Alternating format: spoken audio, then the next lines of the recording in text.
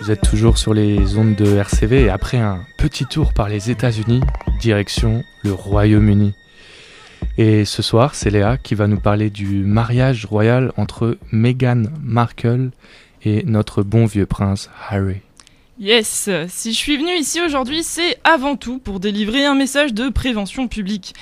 Une sorte de prise de conscience générale doit s'opérer devant la nouvelle invasion qui attend la France. Alors attention, amis lepénistes, je vous entends d'ici, calmez-vous. Cette invasion ne concerne pas une énième vague migratoire, mais des ennemis de longue date. Après la sanglante bataille d'Azincourt, l'odieuse crémation de notre Jeanne bien-aimée et une maltraitance culinaire constante, les Anglais reviennent.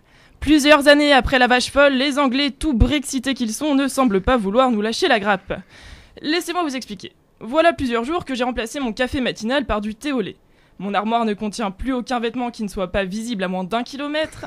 Je louche surtout les mecs en trench dans la rue et je boude les bars à vin pour m'enfermer dans des pubs.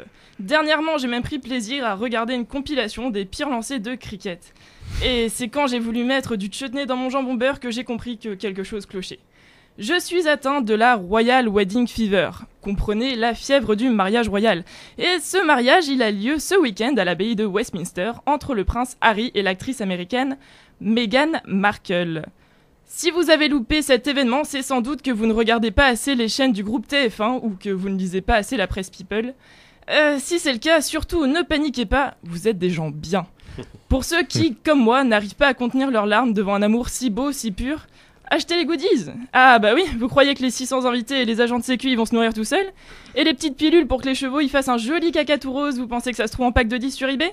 Eh ben non.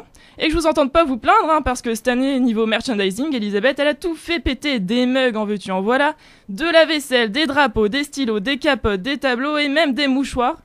Sûrement destinés à ceux qui n'ont pas l'utilité des capotes. En plus, avec un budget de 34 millions de livres, Harry et Meghan font plutôt office de mariés bas de gamme face à Kate et William qui, eux, ont pompé entre 56 et 111 millions à la royauté pour leur cérémonie. Mais ce qui fait la force des deux tourtereaux, c'est toute la symbolique de leur amour, l'union impossible entre deux mondes, la royauté et Hollywood. Le prince et l'actrice avec sa petite épargne de seulement 3,5 millions de dollars et qui tient à tout prix à payer sa robe. Nul doute que cette Cendrillon-là n'aura pas besoin de souris et de tours de magie pour s'offrir une tenue qui claque.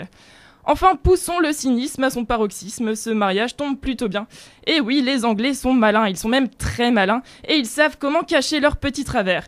Ici, par exemple, cette année, un Brexit plutôt tumultueux.